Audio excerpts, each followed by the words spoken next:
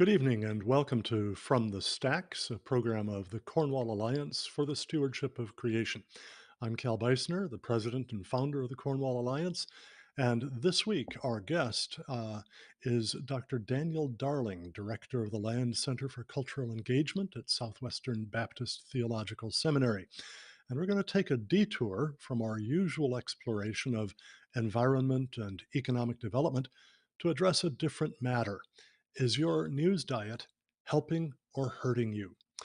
Dr. Darling will help us to develop a strategy for engaging in news without becoming overwhelmed by its diversity and complexity or frightened by its alarming content.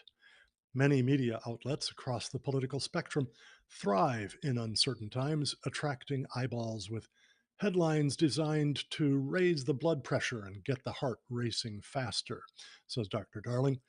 We can make wise decisions about whom we trust and whose worldview shapes the way we understand the times. This is an age of disinformation, biased news, and agenda driven media, and Christians need discernment to avoid being catechized by half truths.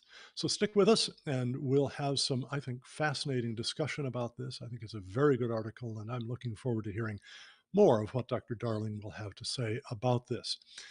Before we jump into that, though, I want to mention that throughout the month of March, as our way of saying thank you when you make a donation of literally any size to the Cornwall Alliance and request it, we would be glad to send you not one, but two copies of my booklet, Social Justice versus Biblical Justice: How Good Intentions Undermine Justice and Gospel. We have found many, many people responding to us that this is perhaps their favorite of all the various different resources that we have offered over the years. And many are finding it especially helpful in this time when the social justice, progressive, woke, critical theory movements are engaging Christians in all sorts of different ways. This short study, about 50 some pages, offers a very careful biblical definition of justice and examines the ways in which various people misrepresent what the scriptures say about justice, and then also talks about justice and rights. What are real rights and what are not so real rights? So I would encourage you to get two copies of this. If you've had one before, you would be able to give away both. If you haven't, you can keep one for yourself and give away another. This is a great teaching tool. So to request yours, just go to cornwallalliance.org, click on the donate button, and excuse me, as you fill out the donation form, when you come to the comments field, simply type in or write in promo 22-03. That's promo 22-03, or the title Social Justice, and we'll know what you're wanting and be glad to send you two free copies of it. All right, so now in The Perils of Being in the Know, an article in World magazine last month, Daniel Darling wrote that many Americans were fearful about the future, but didn't really know what to expect. Of course, Russia's invasion of Ukraine has given them plenty to think about, but even without that, plenty of things bring fear. And often they're driven by undiscerning and excessive consumption of news, or what passes as news anyway. Daniel, thank you very much for joining us this evening. Love to have you tell our viewers a bit more about yourself, give them your background, how you came to be interested in the things that you do, particularly in terms of your teaching at Southwestern Baptist Theological Seminary, and particularly what was it that made you so interested to write an article like this? It's not sort of a real common topic.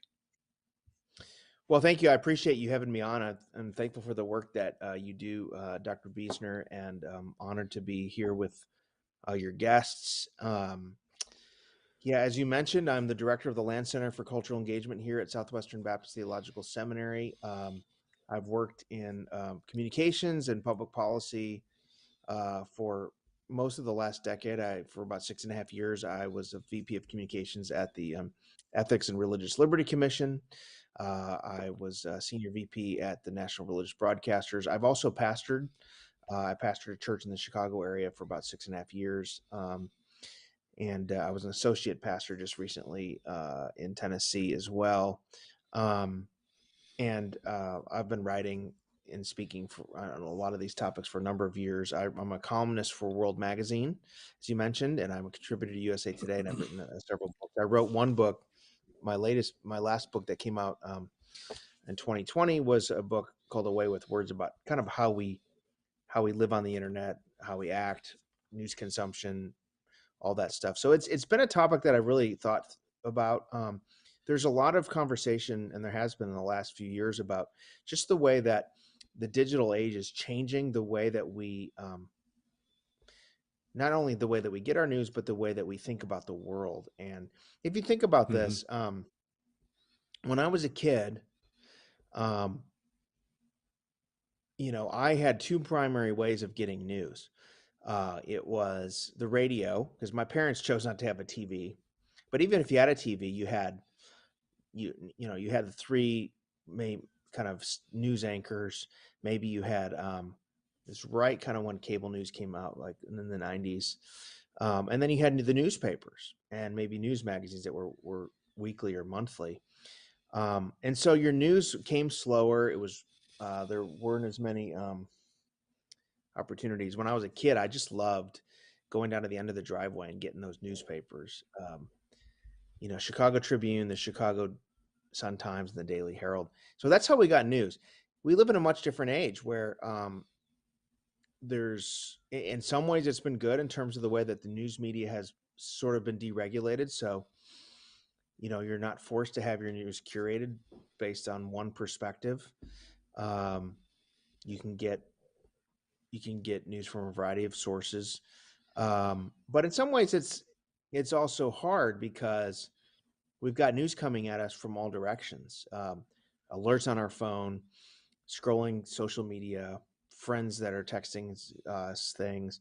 Maybe we listen to a favorite talk radio host, or we watch a favorite cable news program, or we get email newsletters, or we listen to podcasts. And so, we have a lot coming at us in terms of the news. And I really think as Christians, we have to be just really wise and discerning about the way we get our news.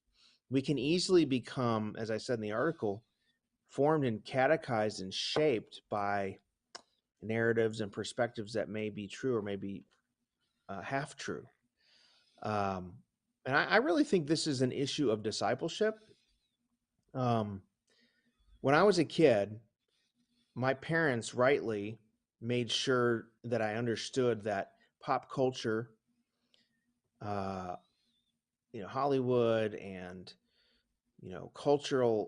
pop culture stuff, if I wasn't careful, wasn't discerning, it would have a way of sort of hurting damaging my soul. And, garbage in, Hmm. garbage out is what I would say. And I'm Yeah. grateful for that. And I'm sort of apply some level of that with my own children. But I think we need to apply that to the way we get our news content. And we really need to be wise and think, what is our news diet? Hmm. And I think we need to think about this in a few different ways. I think one, we need to ask ourselves, how much do I actually need to know? Do I need to be in the know about all these things? Is this helpful to me? Is it harmful to me? Number two, is it making me angry? Is it making me irritable? Is it making me fight and rage? Number three, you know, is this true? Am I hearing from only one kind of perspective? Am I hearing from a variety of sources? Um, Hmm. and, one of the things I think we need to think about, this is a spiritual discipline as well, because many of us don't realize it, but we're being discipled by maybe less by the spiritual disciplines of being in the Word, of reading Christian classics, of prayer, meditation, of course, listening to good preaching on Sunday.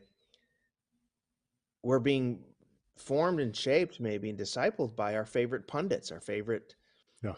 voices, and we don't even Yeah. realize it, but that's Yeah. how we're being shaped. The heart is designed to be shaped that way, and so I think it's just something Yeah. we have to really evaluate and think about periodically as we live in this new digital age. Yeah, and I think your article is very, very helpful. You've mentioned a couple of things that we're going to dig into a little bit more deeply in a few minutes. Um, Before we do that, I want to give you a chance to explain why it is that I have a bunch of books behind me, and you have a bunch of empty bookshelves behind you. You're kind of in a transition here. Yeah, and it's funny because if this was I'm normal times, I would have a huge library behind me. Um, so we're transitioning. I took this, accepted this role in November. It's in Texas, but our family, we still live in Nashville because our kids needed to finish out the school year. So I've been traveling back and forth. And we're actually in the process of Mhm. getting this center set up. So my library is in Nashville, but I'm here. So it's not that I don't believe in books. In fact, I do. And I've written a few books. But yeah, I'm kind of speaking in an empty library here, which is a little bit weird. So Yeah, yeah. Well, I'm looking forward to seeing those shelves all filled up the next time we have you on yes, the show. so am I. Right, right. Well, okay, so let's go ahead and start walking through a little bit in your article. One of the things you said was that we can't know what 2022 will bring, but we can control the way we approach the inevitable onslaught of information that is a feature of living in this digital age. So, okay, first question. In broad terms, not really diving into details yet, how do we control that onslaught? That's a great question. And it's funny when I wrote that at the turn of the calendar year. I wrote that in January, and Hmm. it really is true that in 2020, in January, few of us, maybe some who were in the foreign policy establishment, few of us really knew what 22 would look like. We thought, well, maybe we're going to be getting rid of COVID. We're going to have an election year. Um, we're still trying to clean up the mess after our disastrous pullout of Afghanistan. Hmm. Few of us had on the horizon the first European war in 80 years. um, and yet here we are. And so we live in times that are perilous. We live in Thanks. times that are scary. The last few years have been, to use the cliche, unprecedented. Um, and yet, um, as much as the ground underneath our feet shifts, we know that God is fully in control. Nothing that's happened this year has caught him by surprise. And so, even though we don't know what's going to happen, what we can control is our response to it and how we process it and the news we gather. And I think one of the temptations of this age is that we only ever read the news through a kind of a lens, or our political lens, through the lens of our particular political party or persuasion. I'll just, be totally transparent. I'm a conservative. I vote conservatively. Um, I want conservatives to prevail in elections. I think policies that conservatives champion for the most part is good for human flourishing. And yet, if I'm not careful, and all I ever hear from is people who agree with me, and all I ever listen to is people who agree with me, every piece of news I'm going to read through a lens of of of that perspective, and not Yeah. actually be able to Yeah. see the whole world. And this is the same problem with someone who's more progressive, who only ever Yeah. maybe reads stuff from mainstream media or from progressive news outlets or from that perspective. And if we're not careful, everything's processed through that lens. And I think there are some things that we need to be able to see the world as it is and process it and read news and ask ourselves as Christians, what is true? Not what do I wish was true, not what do I want to be true, but what actually is true. Yeah. I think one of the real risks of always reading people who agree with me is that I become so completely uh, convinced of the not just of the truth of what I think, but that it is so obvious that only dishonesty can explain disagreement. And therefore, I begin to really demonize those who disagree with me. And I think that happens all along the political spectrum. So the necessity of of taking in what other people think, giving them the benefit of the doubt as much as possible. When we wonder about their honesty, we need to be thinking, okay, if I thought the same thing, what would be the best reasons I could come up for it, come up with for it, and then I ought to try to figure, all right, they probably have better reasons than that, you know. And in the end, I may still wind up saying, okay, I think they're wrong. And there are some instances in which I might still just, I think, be driven by the evidence to the conclusion that somebody's being dishonest. But if I'm only listening to my side, I will jump to those conclusions really, really quickly. And that doesn't exactly uh, encourage open, respectful, and persuasive communication with those with whom I disagree. Um, uh, One of the things that you just said, though, I find curious. You said it's tempting always to get our news from sort of political perspectives, political sources. And whereas I know that there are more and less political and politicized sources, is there really any such thing as a news source that is not, to some extent, political? How Yeah, do that's a how do great we point. how do we That, navigate that? that's a great point because I think there's a good discussion to be made that, and journalists have this discussion. And I think as a Christians, we would say everybody comes to the news with a point of view, with a worldview, right? Mhm, Nobody doesn't have a worldview. Um, and yet I do think there is a kind of journalism that's objective in the sense that, it really tries to present the facts and be fair. I'm not saying we should only read news sources that are totally unbiased and unfair because I think that's hard to do. Although I think there are some journalists out there who do try to just shoot straight and report what the facts are and on the ground and things like that. What I think we should look for though is people who are people being fair. And so I read a lot of conservative um, opinion.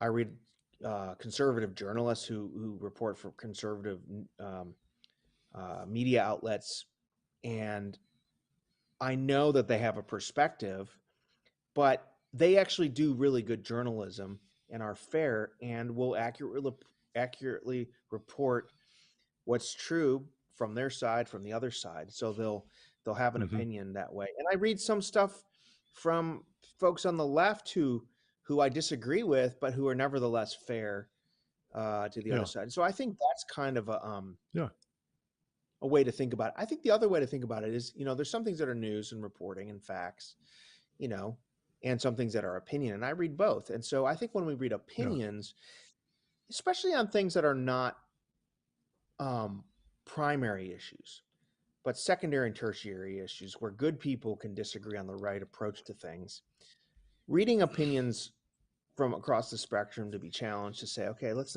not stay in this sort of information bubble where I'm only hearing people that disagree with me on this.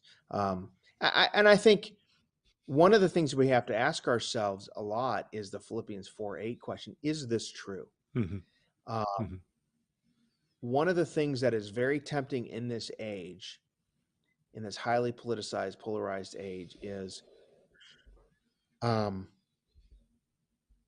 there's sometimes we want things to be true because it makes our opponent look bad, or someone we disagree with look bad, or a movement look bad, or it makes a movement that we like or agree with look good. And so we're tempted to shade the truth, to pass along half truths. I think this sadly even happens among Christians in different kind of tribes of Christians. And Instead of giving folks the benefit of the doubt, we sort of pass along misinformation. We pass along things that are not true about people. And I think Hmm. more than anybody, Christians should care about the truth, even when the Yeah. truth is unpleasant, because Jesus said, "I'm the way, the truth, and the life." We shouldn't feel that truth is relative. We should feel that truth is there's absolute truth, which comes to the Right. way that we think Right. about facts and reporting. I think right now Yeah. a great example of this is, if you are a citizen of Russia today, um, the way that Putin in the last couple of weeks has, he already sort of cracked down on independent journalists even before this. Hmm. And it was hard, Hmm. but he's cracked down even more to where everything that the Russian people are hearing, unless they're hearing it in a phone call from someone, a relative or friend in the Ukraine or somewhere else, everything they're hearing is basically Russia's winning this war. It's Ukraine's fault. They're not getting objective news. They're just getting Yeah. news skewed to one opinion. And because, he shut down anything that's opposing. Um, Obviously, you know, um, people can't help that live in Russia, so it's hard to figure out what's true. But for those of us who Yeah. live in an age of free press, we should we should be wise about that. That's not to say, and look, I feel strongly about this. I think the media, the mainstream media, has earned a lot of the distrust that it has. Um, Hmm. Look, I know really good journalists and all these great outlets, so I'm not impugning them because there's some people doing some amazing work. But for the most part, Yeah. the mainstream media at times can create narratives that are not true. They can put their foot on the scale on one side, Yeah. um, Yeah. and they've lost trust. And as a result of that loss of trust, it's created an environment where a lot of people don't want to believe anything. They just want to be cynical and they don't Yeah. believe, I don't know who to Right. trust or what to trust.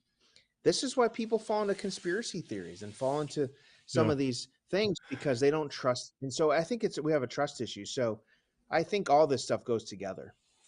Yeah. Yeah, and we're going to get to conspiracy theories in a bit. I just want to share a little bit of my own background because I think it's relevant to what you're talking about. I grew up in the home of a lifelong journalist. My father was a newspaper reporter, editor, publisher, and on the East Coast and on the West Coast, and then eventually owned his own newspaper. When he died, the county commission where his newspaper was published passed a unanimous declaration in his honor, uh, uh, commending the objectivity, the fairness with which he did all his reporting, and saying at the same time, and in his editorials, you knew exactly where he stood. And they respected the fact that as a journalist, he knew how to be fair. He knew how to tell the facts, to tell both sides of a story or four or five sides of a story, and yet at the same time to have his own very strong convictions, but he very carefully distinguished between the news pages and the opinion pages of his newspapers. And that's something that I've always valued as well. I've done a number of different reports in the past where people are reading along and they're seeing my handling of one side of a story and they're saying, "But Cal, I thought you believed." Well, sure, I do, but I'm trying to report accurately what so and so says and why he says it and the reasons he gives. And if you find those persuasive, that's not for me to hide them. So I think this kind of approach, this fairness, is what you're calling it. I think it's very much akin to what my friend and you, I would assume you probably know him as well, Marvin Olasky, called Mhm. biblical objectivity. Marvin, of course, is the Yes. former editor in chief of World Magazine, and he's still involved in running the World Journalism Institute, which trains young people, young Christians, to be really solid, good old fashioned gumshoe journalists who dig up the facts as best they can, tell them as best they can, and are fair to everybody, bringing a biblical perspective with what they do. And I think this is a much more trustworthy approach than either the kind of uh, totally biased reporting that we get from so many people, or the the claim that, oh well, I am completely unbiased. Mhm. There's no such Yeah. thing as a completely unbiased human being. I do want to remark to our viewers that we would welcome comments or questions on our Facebook page. You can join the conversation with your question or comment in the chat, and we will bring those up on screen for Daniel and me to reply to as much as we're able. Now, Daniel, in your article, you warn about three different things that people are likely to encounter. You've mentioned some already: disinformation, which I think is a different thing from misinformation, biased news, and agenda driven media. Mhm. How do people recognize and correct each of those? Well, I think disinformation is obviously deliberate shading of the truth, deliberate presenting of things in a way that's false. It's much more prevalent today because a lot of us get our news through social media and places like that, and people Hmm. spreading stuff. And there are malevolent actors behind a lot of this. We've seen that, for instance, there are Russian bots, there are troll Hmm. farms in some of these countries that are doing this to sow division and misinformation. Would you define Um, each of those terms? There are plenty of people who won't know what a Russian bot or a troll farm is. yeah. So it's hard to imagine and believe this, but there are whole, foreign countries like Russia and others who want to sow dissension and division in countries, in societies, will actually pay these third party sort of shadowy groups who will actually set up. A bot is an automated thing, so you know uh, there's a lot of accounts, and I think the social media companies are much more vigilant now at policing this, but Hmm. who just sort of, this is like, it's not a real person, it's just a sort of a computer spitting out things that it knows will trigger the algorithms and get people riled up and upset. So like during some of the Yeah. protests in 2020, for instance, they found on Facebook that a lot of this was driven by foreign actors who were ginning up, anger and all these kinds of things. A troll farm is basically, um, it's a sort of, it's hard to describe, but like a company, a group of folks, again, foreign actors, a lot of them will finance this, where it's a bunch of folks deliberately spreading false ideas and false narratives through, Hmm. computers, algorithms. I don't understand all of it, how it works, but all that to be said, there's a lot of disinformation, deliberately misleading people. Sadly, there's a lot of, Christians that deliberately mislead people, um, and again, I want to be careful here because I think Christian discernment is really important. And I think it's good that we have accountability and people, Paul says to watch your life and doctrine. I think that's vital.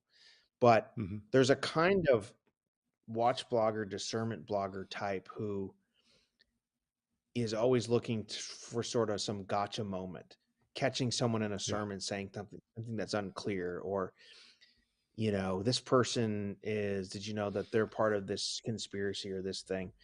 And it's really in bad faith. It really reminds me of Paul, who says, mark those who are among you who are divisive, Yeah. people who are potentially quarrelsome and spreading lies and half truths about brothers and sisters. So I think we have to be careful about disinformation, be discerning about that. Um, And not just about brothers and sisters, but even about other people. I mean, you shall that's not bear right. false witness doesn't distinguish between Christian and non-Christian targets. That's exactly right. Just And we have to be just careful. recently, So, go ahead. I was watching a video that is critical of something. I'm not going to get into naming or anything, but it included some footage of someone saying some things that were very, very disturbing. And as I watched, I was thinking to myself, now, are these clips taken out of context, perhaps? What if this guy was actually warning against these things, but these clips have been trimmed to make it look as if he's actually promoting them? You know, that kind of thing happens.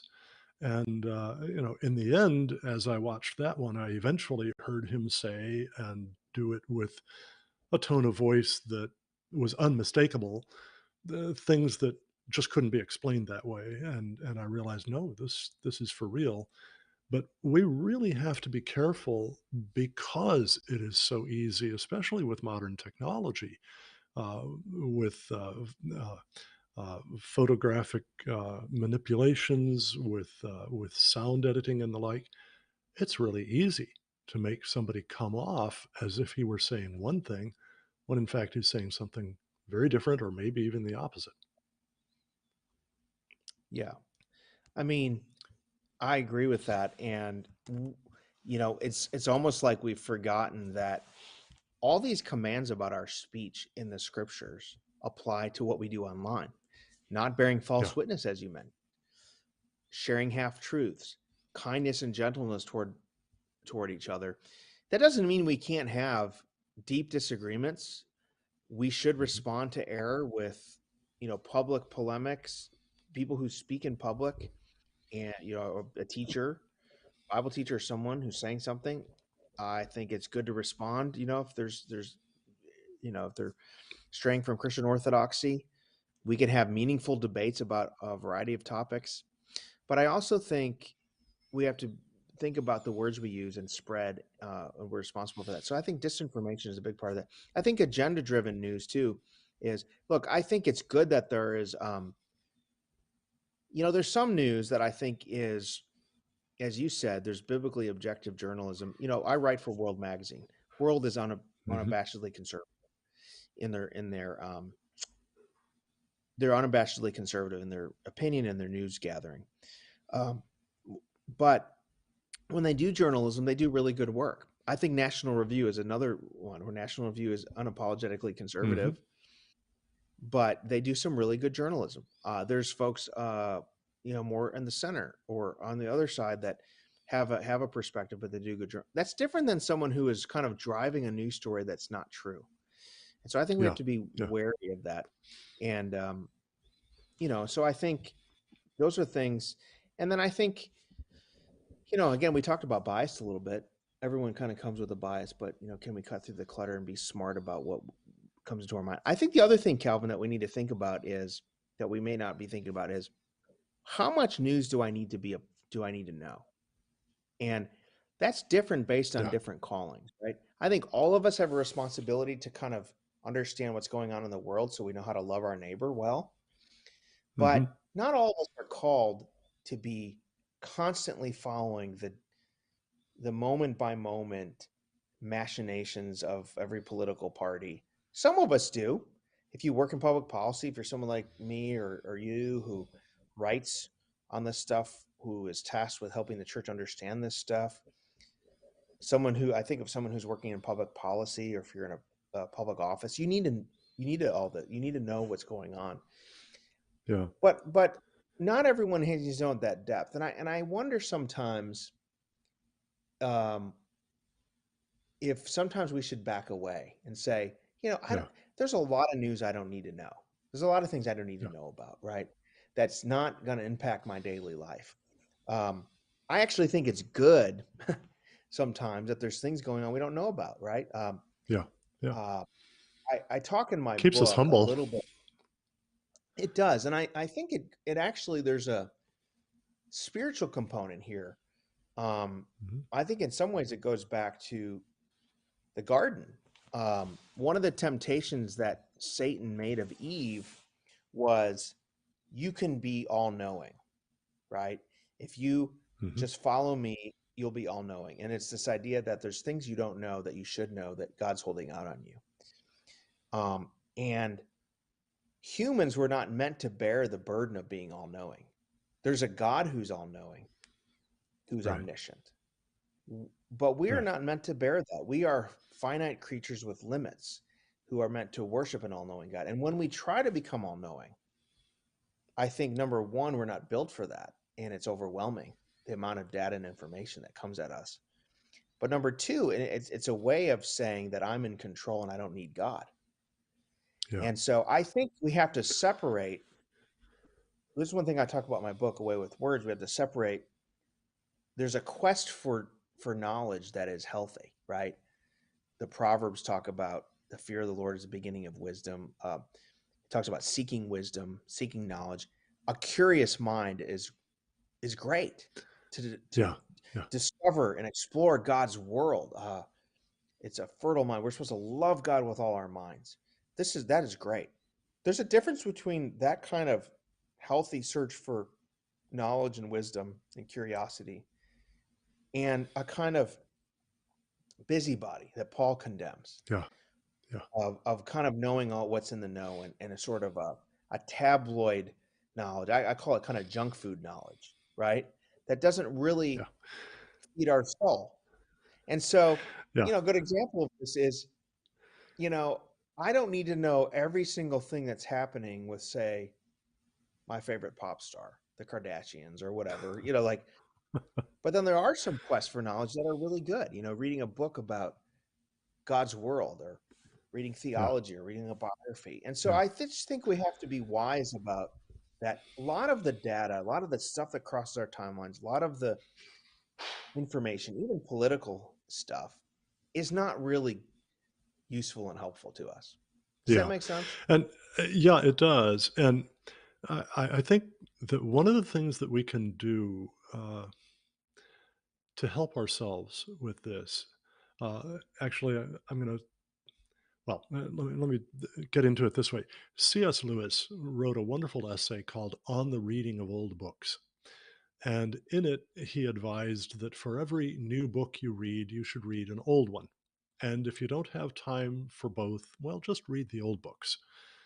And he said that the reason for this is that uh, every age has its blind spots. Now, we could see our blind spots uncovered if we could read the books of the future because they would point back at us and see how blind they were to this. But of course, we can't do that. So instead, we read the books of the past, and they had their blind spots. But in the interim, many of those have been revealed, and we're able to get around those. And they themselves can point out some of our own. And so um, I really think that a constant, steady diet of news, that's new stuff, right? Is really likely to just feed our blind spots and actually make us less able to be discerning about that news. We need the tried and the true. We need the stuff that has stood the test of ages. For example, I often tell people most of my best friends have been dead for 4 or 5 centuries, maybe more. And just recently, I began reading Herman Bavinck's 4 volume Reformed Dogmatics, published over a century ago. And this is the kind of thing that I think helps me to keep my mind from being just overwhelmed with the steady blizzard of new things that many of them, it turns out, really are not all that new. I mean, the particular occurrences might be new, but the ideas are not new. Ecclesiastes tells us there's no new thing under the sun. And we don't know that. We don't uh, we don't understand that unless we're reading the old stuff too. So I think uh, having a good steady diet of older, more uh, substantial texts. I mean, most news articles run anywhere from about 500 to 1,200 words. Well, you really can't go terribly deeply into anything in that length. Maybe we'll Hmm. get a few that run 3 or 4,000 words. That's still mighty short. We need to read full texts, and that's the kind of thing that really equips our minds for the kind of discernment that we need in reading the short texts. Well, I want to jump to you mentioned just a bit ago conspiracy theories, which immediately reminds me of the old joke, or actually, I think it's a fairly new joke, but it developed over the last couple of years. What's the difference between a conspiracy theory and a fact? 2 months. Because so much of what was being treated as conspiracy theory in, say, the early to mid to late 2020 has turned out to be factual in many, many instances. And yet, that doesn't mean that every conspiracy theory is going to wind up being verified when the facts come out. So, what's the difference between conspiracy theory and a fact? What are the telltale signs of real conspiracy theories, and how can we discern real conspiracies, for there really are such things, from Mhm. imaginary conspiracies? Yeah, that's a great point. I mean, someone joked to me the other day that the difference, especially when it comes to COVID and some of these things, the difference between a conspiracy theory and a fact is what, 6 months or something like that. Yeah. Um, so I do, I think there's a lot going on here. I think number one, as we said before, there's deep distrust in every institution, um, because a lot of our institutions have failed us in many years. Whether it's the church, it's news media, um, it's you know, sports teams, corporations, government, you name it. And so people are my working theory is that belief in rumor and innuendo and conspiracy theories rises when trust is low. Those two things are Hmm. inversely related. And I think you Hmm. see that on the micro level and the macro level, right? You see that on the micro level when, if you're in an organization or a church where there's a leader that's not transparent, that he's, not trustworthy, belief Hmm. in conspiracy theories goes up. But if you have a leader who is a good leader, you're always going to have an element of rumor and innuendo, but it'll be at a minimum because of good leadership that way. I think you're seeing that on a macro level. I think we live in an age where it's much easier to latch onto those things. So you see things like the moon landing not being true, or you see the return of the flat Earth folks again. I think that people are easier able to find each other for those things. There's conspiracy theories because, as you said, there are actually conspiracies, right? If you think about Watergate, that was a conspiracy at the highest level. Hmm. You think about some of these other things, there are conspiracies, there are cover-ups, there's criminal activity, fraud, all that. But I do think we have to be careful as Christians to not give in to cynicism that thinks everyone's on the take, everything's a deep conspiracy, everything in the world is because you've got 12 people in a room and a cloud of smoke and they're controlling everything. Hmm. uh, Human nature tells us that that's probably not the case. So for instance, the government has a hard enough time building a healthcare website or running the post office. It's hard for me to imagine that they're behind all these intentional conspiracies because I just, uh, Bob Gates, who's the former Secretary of Defense for Obama and for Bush, said, it's a statement that I love. He says, never attribute to um, malice what can be chalked up to incompetence. So Yep. Yeah. I think we have to avoid a cynicism that says everything's on the take. Everyone's, no one's right. Cynicism um, and naivete are actually uh, both of those are both lazy ways of thinking. Yes. Um, Someone who is gullible and believes everything, and someone who's cynical and believes nothing, they're both kind of doing the same thing. It's easier to do that instead of doing the hard work of figuring out what is true. So I think Yeah. we need to be Yeah. wise about that. I think one thing to think about is if something is too good to be true, it probably is. And I don't think we should be, sometimes there are things that are truly that way, but we got to be careful about just falling down those paths. That doesn't mean that sometimes things do prove to be true. You think about the Right. the lab leak theory um, Hmm. about COVID. You know, the theory that it leaked from a lab in Wuhan. Well, now that's pretty plausible, and there's been journalist research that's proven that.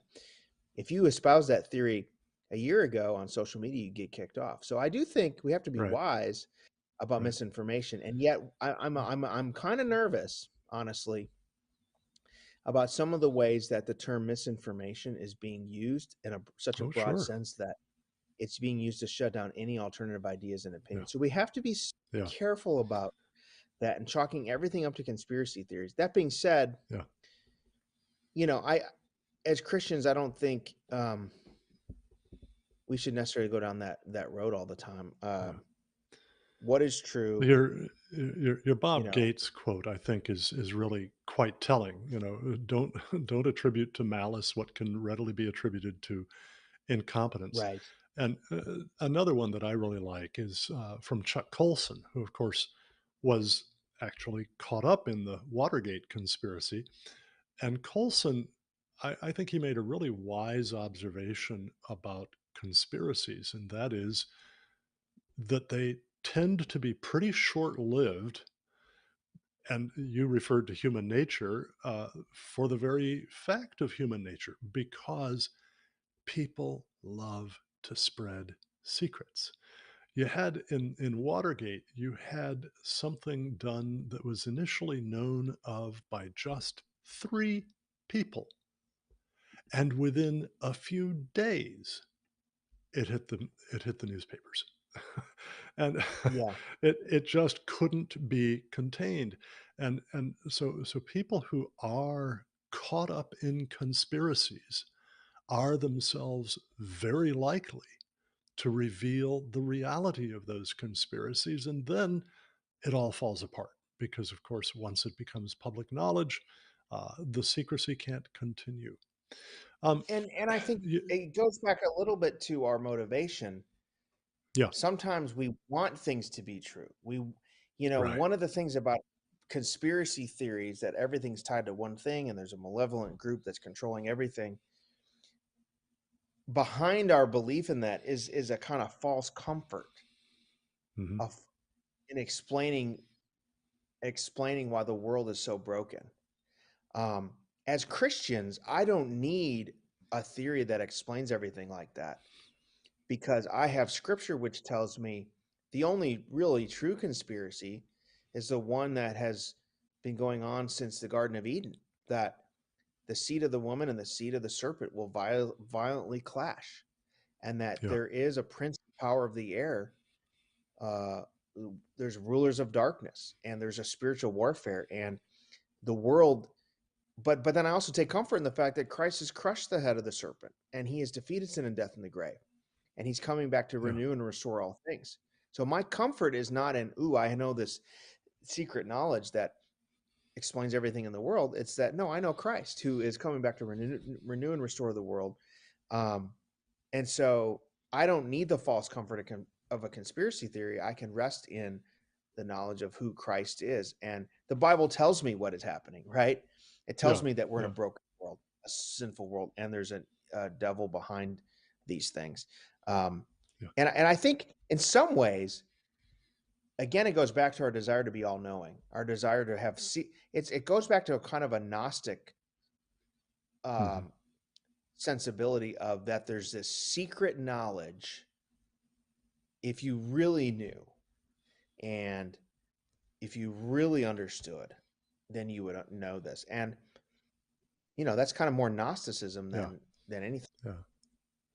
Yeah, and, what we learn from the history of the Gnostic cults in the 2nd, 3rd, and 4th centuries, mainly the 2nd and 3rd, but also from many other, sort of Gnostic-like movements, is that they tend to be they tend to devour themselves. They tend to turn in on themselves.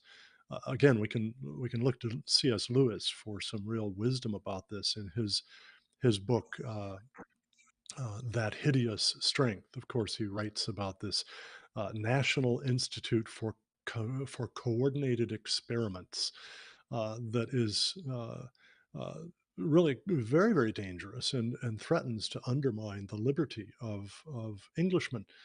And yet it winds up devouring itself. And I've sometimes wanted to say to folks who really are likely to see a conspiracy behind every door, uh, you know, if the Church of Jesus Christ, made up of redeemed individuals who really want to be honest, who want to be holy, who want to be truthful and loving and so on, if we have so many squabbles among ourselves, how can the followers of the serpent, uh, who only comes to steal, kill, and destroy, how can they not devour each other also? So I really expect most conspiracies will either just simply fizzle out, or those involved in them will wind up devouring each other.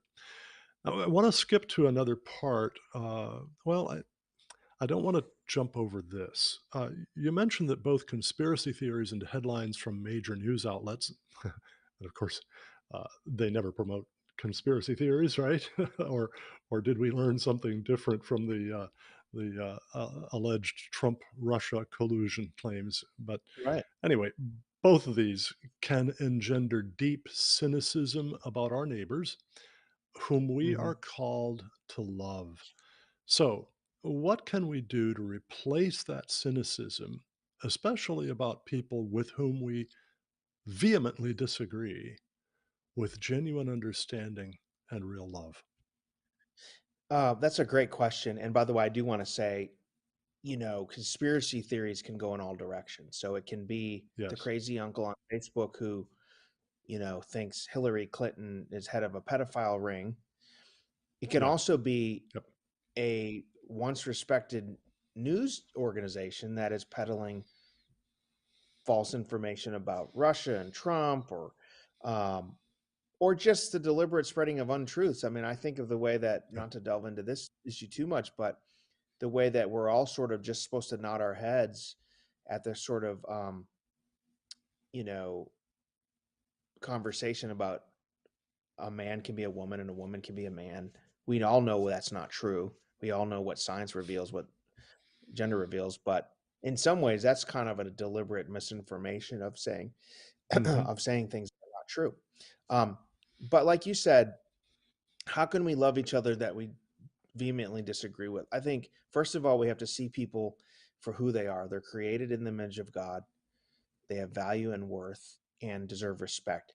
Um, Even if I vehemently disagree with them, the book of James says that we should watch our tongues and our mouths because we're speaking to image bearers, people made in the likeness of God.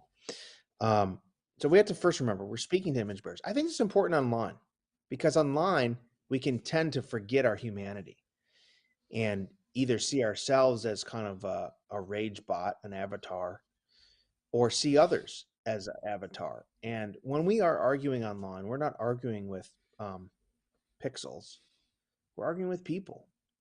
I think Right. number two, one of the mistakes we tend to make is we reduce people down to that one opinion that they have that is wrong or we disagree with. But people are whole people. So your daughter who doesn't agree with you on politics, that's not all she is. That's one part of her, but she's a whole Hmm. person. Can you see her as a whole person?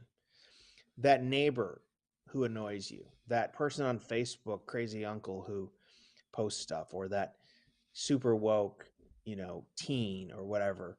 If all you do is see them every time you see their face or they walk into the room and all you ever see is that wrong opinion, you're reducing them you're reducing them they're down to that, and that's their humanity, and you got to see them for more than that. So I think that's really important. I think Yeah. we Yeah. also need to ask ourselves, how can we have really good substantive debates? How can we have Hmm. meaningful debates where we are really disagreeing with each other and we're Yeah. without destroying each other, right? And I think Peter has a Yeah. good word for this. He says in 1 Peter 3:15 that Christians should have an answer for every person for the hope that lies within you. In other words, we need to speak truth to the questions of the age. We need to not be afraid. We need to be bold. Yeah. The world is looking for answers, and the Bible has answers. But then he says, but do it with gentleness and kindness. So Right. Right. we can be both courageous and civil at the same time. Courage and civility are not enemies, they're friends. Yeah. Um, and this is I Peter think we speaking. have. Yeah. Peter I, was I no think we have shrinking great. violet, right? I'm sorry. Go ahead. Go ahead. Peter was no shrinking violet. Peter was not Right. someone afraid of a confrontation. Peter's the one who was crucified, as tradition says, upside down for his faith. And so I want to say, me on Facebook, you on Twitter, we're not more courageous than Peter because we're mean, Yeah. you know, Right. Right. and We Paul have was such the a same thing. great. We have such a great model for that in our own time in uh, Antonin Scalia and Ruth Bader Ginsburg. Now, on pretty much anything where there was a division in a Supreme Court opinion, Scalia and Ginsburg would be on opposite ends, about as far apart as you could conceive possible. And they would write sometimes very fiery opinions, either in majority or in dissent. And yet they were practically best friends. They loved going to opera together, and they genuinely appreciated each other because they treated each other with respect, even when they disagreed so strongly. And that's frankly a really tough challenge to live up to. But if they can do it, why can't? And certainly we should. The rest of us do that as well. All right, we're getting pretty late here, but I want to move to another part of what you said. You told us that we need a filter for how we engage the world, reading trusted sources that deliver facts and commentators whose worldview and character we can trust. So now I'm going to ask you to identify some, and I'm going to ask you to just simply identify them. You're going to be tempted to say, because she does this, because he does this, because this magazine does so and so. No, I just want you to identify for us your top five trusted sources that deliver the facts and your top five commentators whose worldview and character we can trust. Man, that is a hard one because the minute I name someone, people will say, "Oh, I don't like their position on this or that," or "I don't know about this or that." I will say I like. So this is just my personal preference, and other people may have different.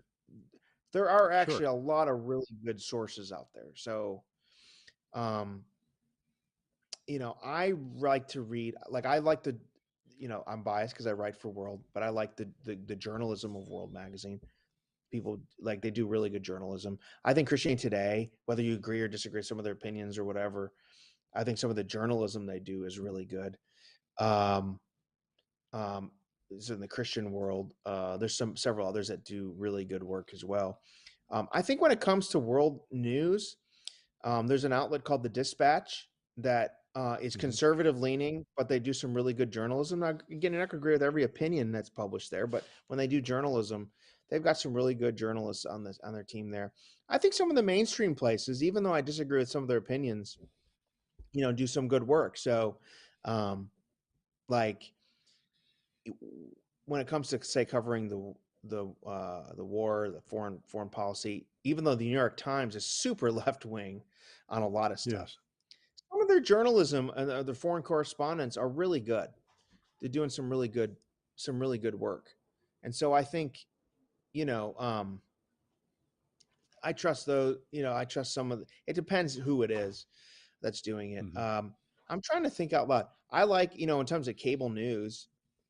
I don't like some of the stuff on Fox I don't agree with, but I think Hmm. Brett Baer does really good straight journalism. Hmm. Some of their reporters like that are doing good work on the foreign policy, like the war in Ukraine. Jake Tapper, I think tries to call it straight, even though, I don't always agree with him, but I think, so I think those are some people I watch. I get a few Hmm. newsletters too, so I, Sure. I subscribe to some newsletters, try to watch, listen to some things, podcasts. It's hard, because people have opinions about what's good and what's not, but I try to read across the spectrum. I'm Yeah. probably forgetting a bunch that are really good, and How I'm not about even aware. uh, how about opinion columnists, Oh yeah. commentators whose worldview and character we can trust? Yeah, so for instance, and I want to mention one more. I think National Review does some really good stuff. Again, I don't agree with every opinion, but I think they do some really good work, and they have a journalism component sometimes that's really good. Commentators, um, who do I listen to?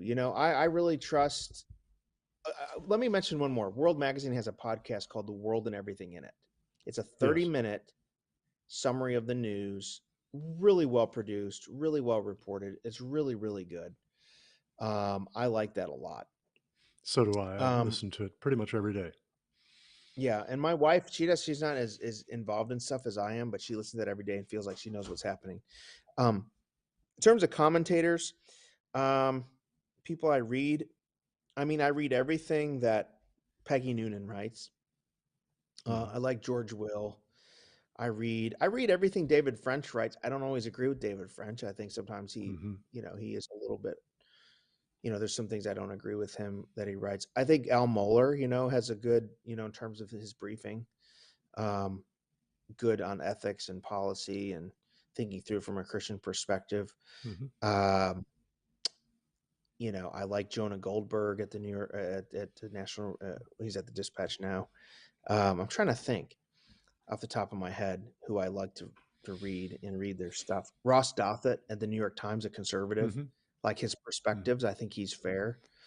Michael Ware is a friend who is probably a little bit more left of center than I am. He's a Democrat.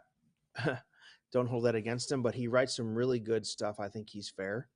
I'm increasingly intrigued too. One of the things that really intrigues me, Calvin, is as a conservative, I'm reading a lot of sort of old school liberals who Hmm. I disagree with on almost everything when it comes to policy, but they're starting to really critique and ask questions about the far left Yes. on something that is so like an Andrew Sullivan, Hmm. Bari Weiss, some folks like that. Even Bill Maher, who I disagree with on almost everything. Bill Maher sometimes, will say some things that Yeah. make sense, right? Yeah. So, Yeah. you know, There's one source that is I'm curious who you becoming listen to. increasing. Pardon? I'm curious who are some of Oh. yours that you like to listen to. Okay. Well, I'll try to get to that. You're flipping the coin, or Yeah. reversing the roles on me here, which is fair.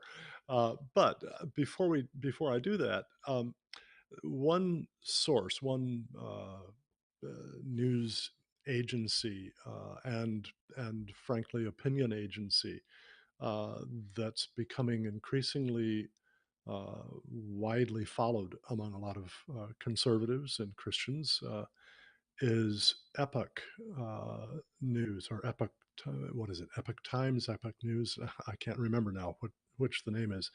But have you looked into that very much? What do you think about that one? I haven't read Epic Times as much, but I think it's intriguing. I mean, a couple others that I read. I think Washington Times does some good work. Hmm. Um, the Free Beacon is another outlet that does some good Hmm. stuff.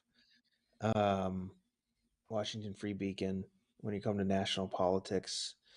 I Yeah. think Axios is interesting. It's a newsletter. They've got branches Hmm. around the country. I think they do some, pretty good job of reporting. Um, so I Yeah. think, I think, that, Yeah. so Okay. Well, to get to your question of me, you know, because of the nature of my work, the vast majority of what I read is actually, coming from people who disagree vehemently. the positions that the Cornwall Alliance represents on particularly on climate change and climate and energy policy. And so a lot of this is stuff that uh, comes more uh, from the public relations departments of various groups, things of that sort.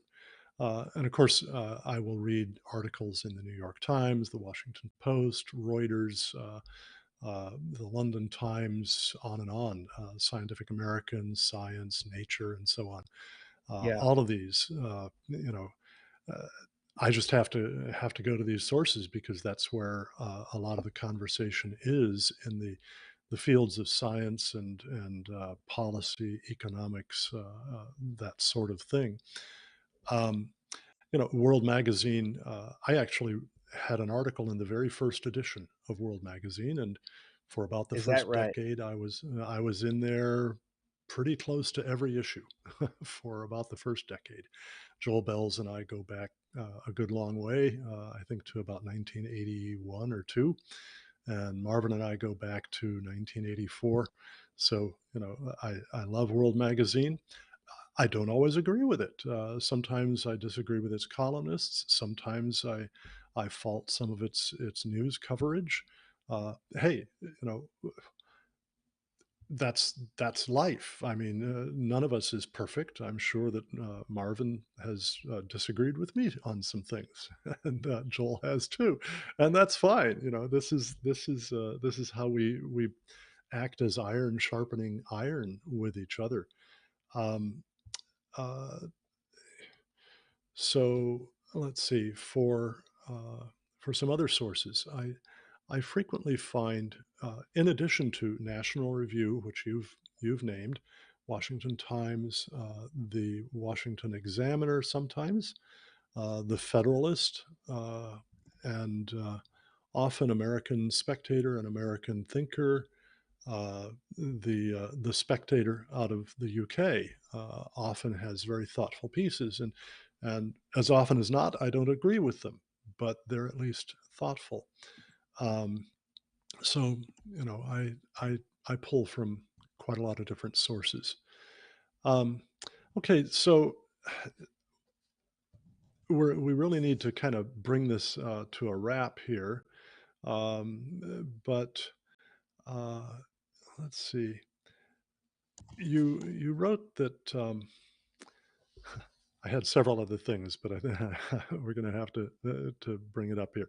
Um, you note the importance of being well informed if we're to be responsible citizens in a representative democracy, and adopting the discipline of being quick to listen, slow to speak, slow to anger, as James 1:19 says.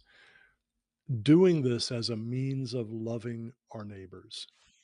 So, how do we cultivate real love of neighbor in a society deeply divided by competing news and commentary sources that are prone to portraying each other as deadly enemies?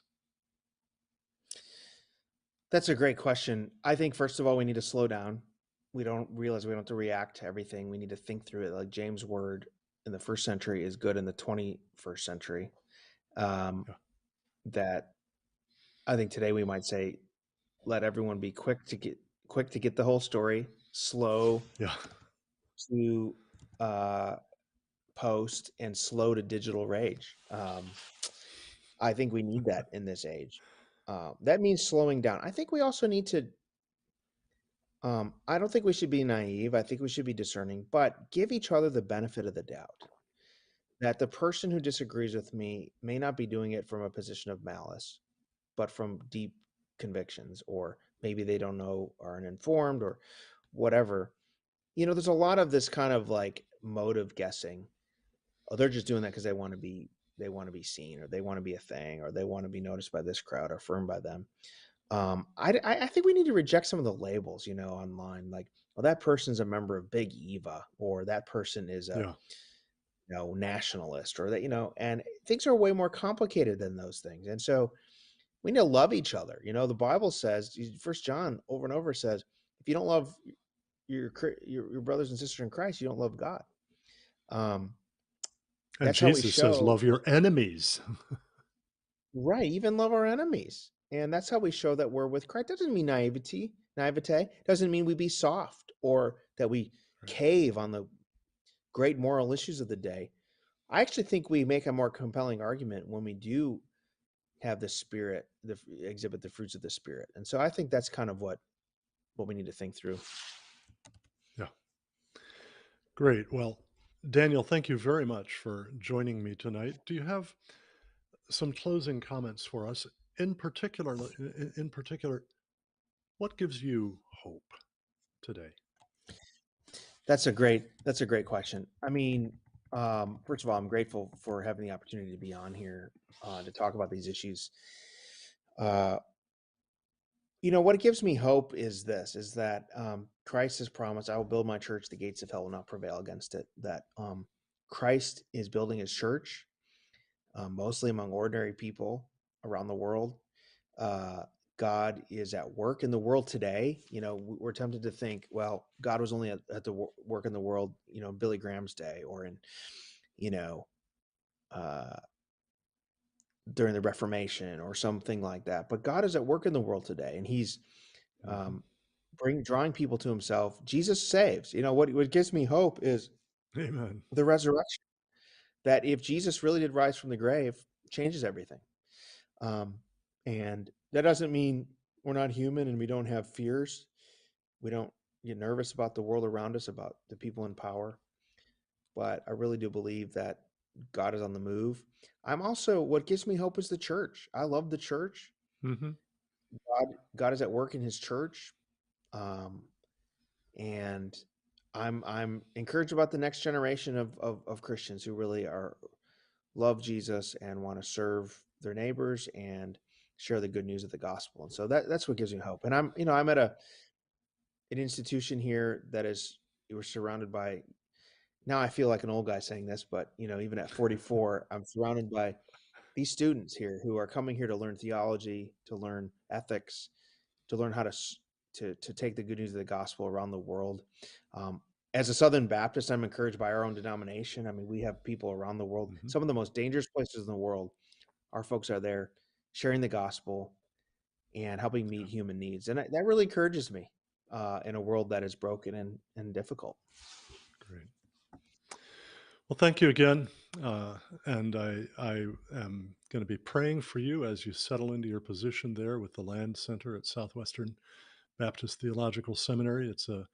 Uh, I think it's a place that can have tremendous influence, not just in Southern Baptist circles, but way beyond those as well. And I've been familiar with the Land Center for, about a decade or so now, and Mm, really that's awesome. appreciated a lot of the work that it has done. And I'm glad to see you moving into that position. I think this is going to be a really good new era for the Land Center. Well, thank you. I appreciate that. That All means a right. lot. And I love the work that you're doing, brother. And, grateful Thank to you. be on here. Thank you. All right. Well, friends, again, I'll remind you that during the month of March, as our way of saying thank you when you make a donation of literally any size to the Cornwall Alliance for the Stewardship of Creation, we would like to send you not one, but two copies of this short book, Social Justice versus Biblical Justice: How Good Intentions Undermine Justice and Gospel. If you've already read this yourself, here's an opportunity to get two copies to give to other people. If you haven't read it, here's one for you, one for a friend. This is something that can really help people to understand what it means for us to do what the Lord requires of us, as Micah 6:8 puts it, to do justice, to love mercy, and to walk humbly with our God. To request your copies, just simply go to cornwallalliance.org, click on the donate button, and as you fill out the donation form, when you reach the comments field, write in promo code 22 03 or the title Social Justice, and we'll send you two copies. Next week on From the Stacks, University of Western Ontario physicist and applied mathematician Dr. Christopher Essex joins Dr. David Legates, retired professor of climatology at the University of Delaware and now director of research and education for the Cornwall Alliance, to discuss an article by two-time Pulitzer Prize winning science journalist Robert Lee Hortz in the Wall Street Journal that shocked the world by exposing the many reasons why computer model forecasts of future climate on which the world's governments depend for their climate and energy policies fail constantly, miserably, totally to provide credible forecasts. So join us next week for the next edition of From the Stacks. Meanwhile, the Lord bless and keep you.